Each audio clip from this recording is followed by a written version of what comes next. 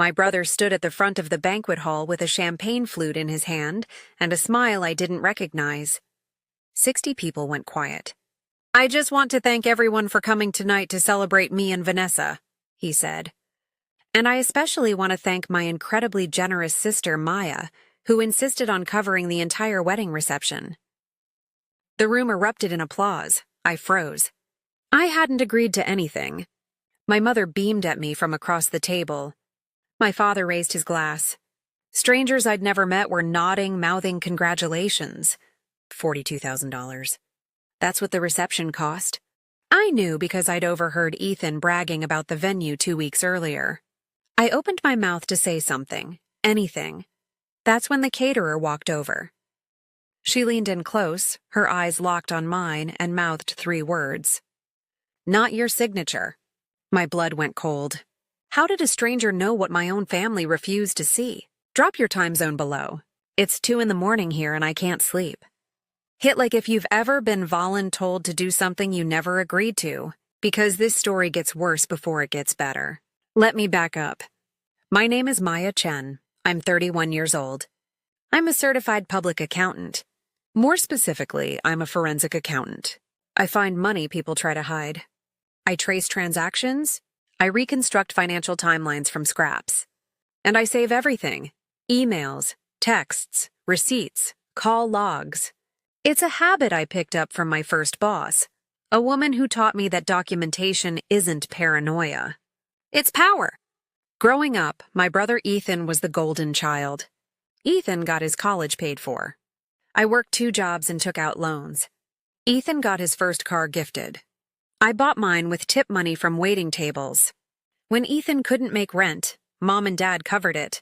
When I asked to borrow $500 for books, my father said it would teach me responsibility to earn it myself. I'm not bitter about it anymore. At least I thought I wasn't. I put myself through school. I passed my CPA exam on the first try.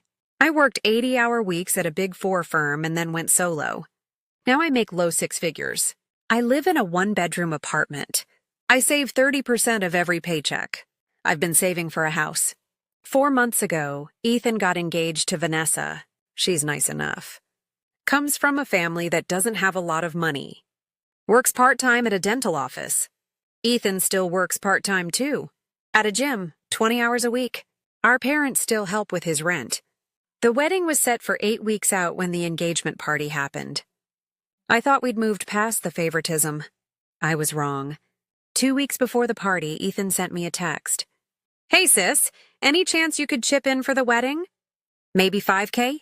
Vanessa's parents can't cover much and we're a little short." I stared at the message for a long time. $5,000. That was a quarter of my down payment fund. I typed back carefully.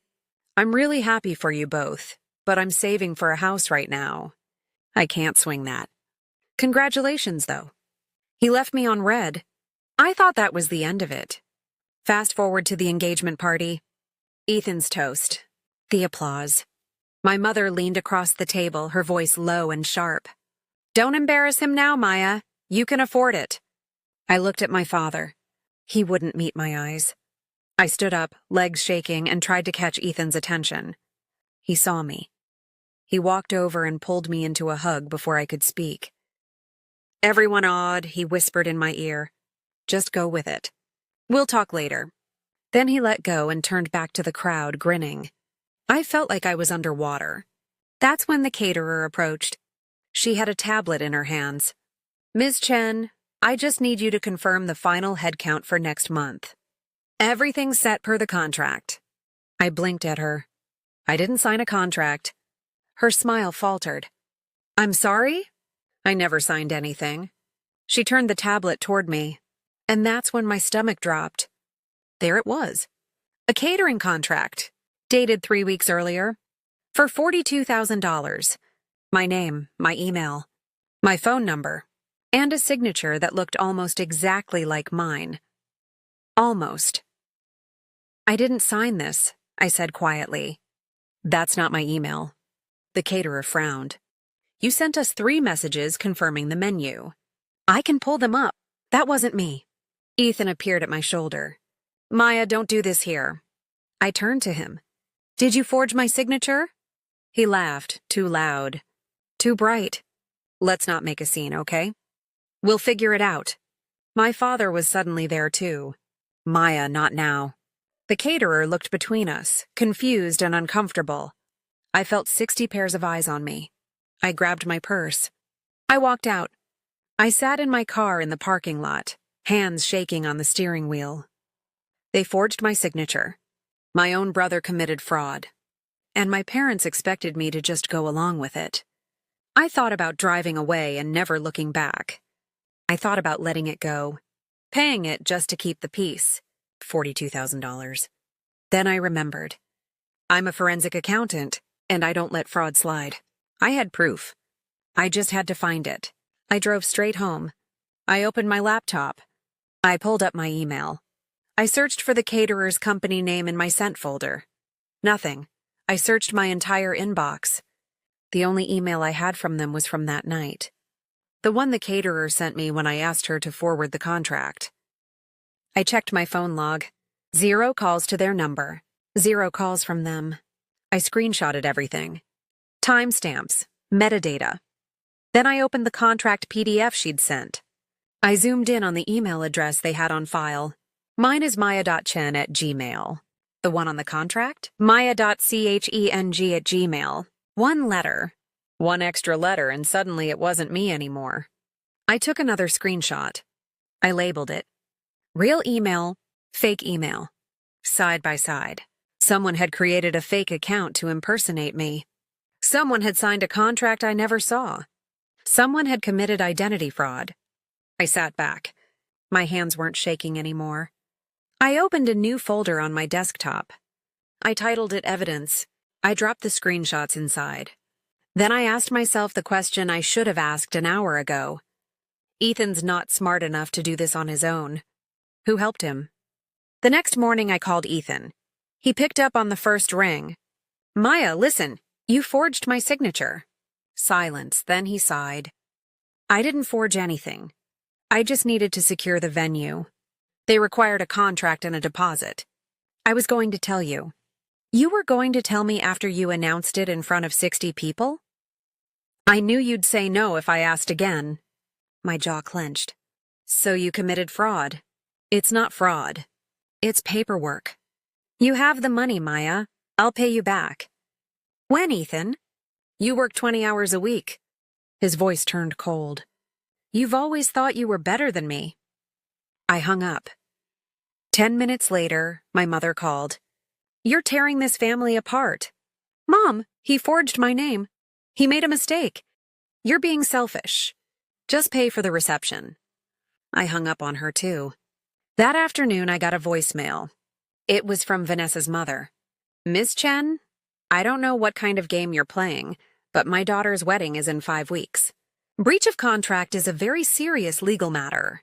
Our attorney will be in touch. I played it twice. They were betting I'd fold. They were counting on me to choose peace over principles. 72 hours. That's how long I had until the final payment was due to the caterer. I didn't have 72 hours to waste. I had work to do. I called my bank first. Hi, I need to check if there are any authorizations or pending charges on my account that I didn't approve. The rep put me on hold. 3 minutes later, she came back. No, ma'am. No unusual activity. No authorizations outside your normal pattern. Good. Next, I called an old contact from my firm, a guy who does digital forensics. I sent him the fake email address. Can you trace who registered this domain? He called me back in 2 hours. It's registered to a residential address. I'll text you the info. And Maya? They paid for it with a credit card. Last 4 digits are 6632. I knew those digits. Ethan's card. I'd seen it a dozen times when I'd spotted him for dinner. Then my contact sent me one more thing.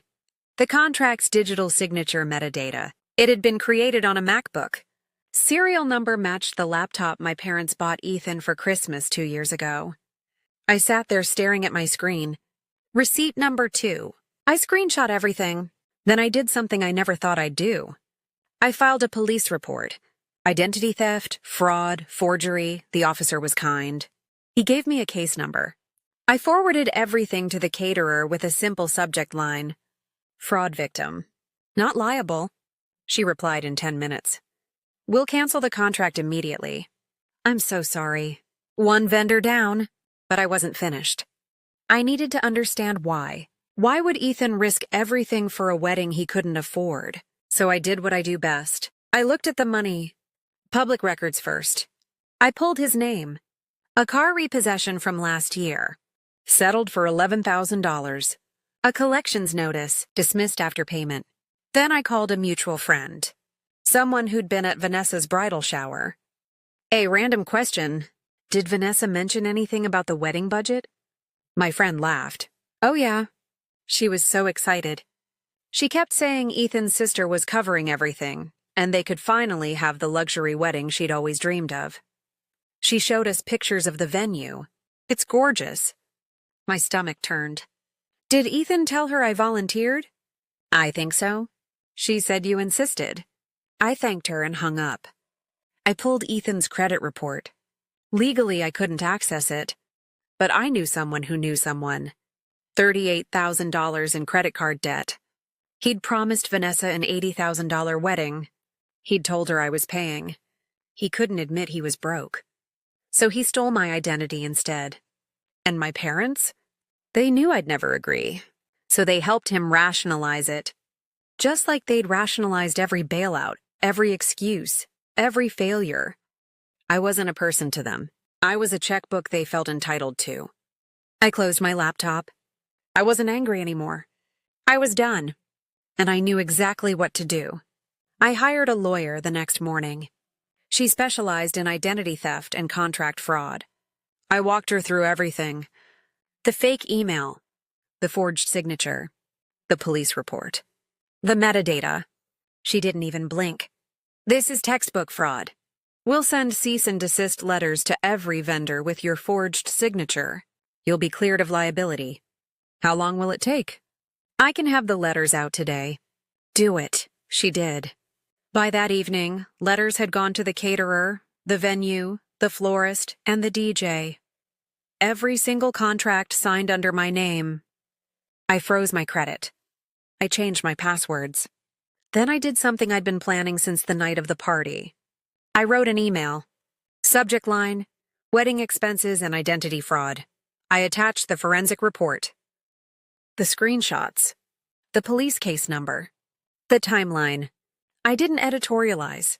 I didn't add emotion. Just the facts. One line at the top. I will not be paying for this wedding. Here is why. I added 22 recipients. My parents, Ethan, Vanessa, her parents, aunts, uncles, cousins, everyone who'd been at that party. Everyone who'd applauded when Ethan made his announcement. I scheduled it to send at 6 p.m. on the night of the rehearsal dinner.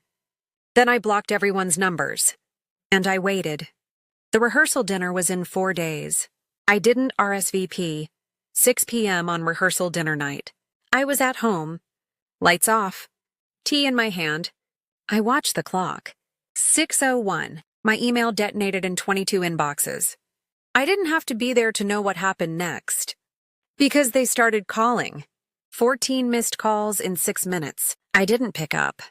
Then the text started. My cousin Emma. Oh my God, is this real?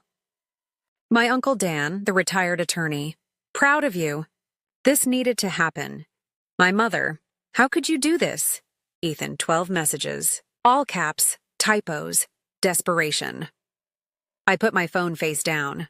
An hour later, Emma called again. This time I answered. Maya, you need to hear this. She'd stayed at the rehearsal dinner. Here's what she told me. The email landed right as cocktail hour started. Phones started buzzing all at once. Ethan's best man opened it first. He went pale. Then Vanessa's father read it. He stood up in the middle of the room. Ethan, we need to talk. Now. Ethan tried to laugh it off. It's just a misunderstanding. Then the caterer called. Mid-sentence, Ethan's phone rang. He answered on speaker by accident. Mr. Chen, your contract has been voided due to fraud. Your deposit is being refunded per our liability protocol. Do not contact us again. The whole room heard it. Vanessa's father's voice was shaking. You told us Maya signed off on this. You lied to us. To everyone. Ethan tried to speak. My mother jumped in. Maya is overreacting. This is between family. My uncle cut her off.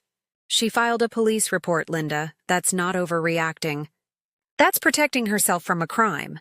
Emma said people started pulling up the police report on their phones, reading it out loud, passing it around like wildfire. Vanessa stood up. She looked at Ethan, and she said 5 words. You committed fraud. Using her. Then she walked out. Emma said the room cleared in 10 minutes. Ethan sat alone at the head table. My parents tried to follow Vanessa. She wouldn't stop. By 8 p.m., the venue had sent Ethan a bill for the canceled rehearsal dinner. The wedding was off.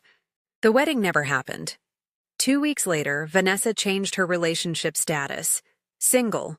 She didn't make a big announcement. She didn't trash Ethan publicly. She just quietly ended it.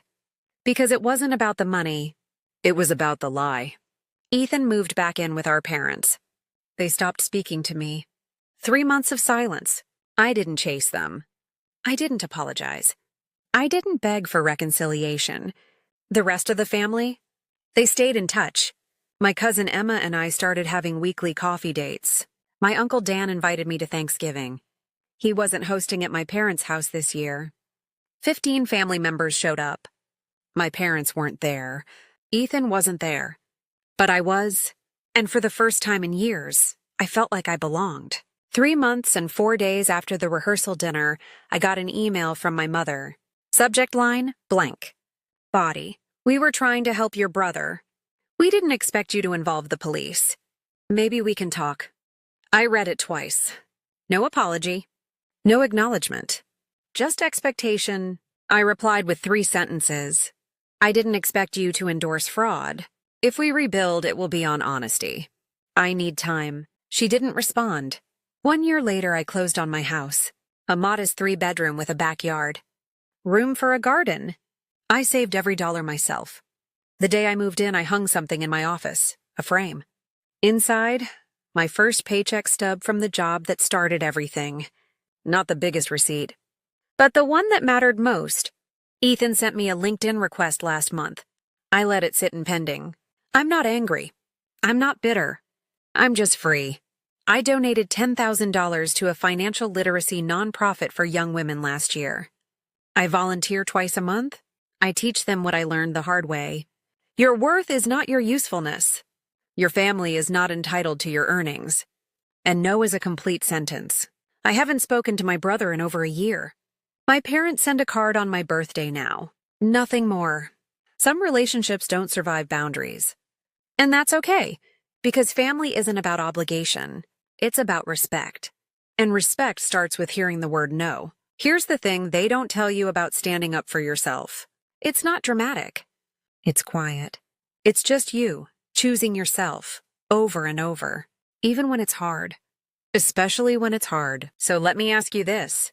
Have you ever had to choose between keeping the peace and keeping your boundaries? What would you have done in my situation? Drop your story in the comments. I read every single one. And if this helped you see your own situation a little more clearly, hit subscribe. You're not alone.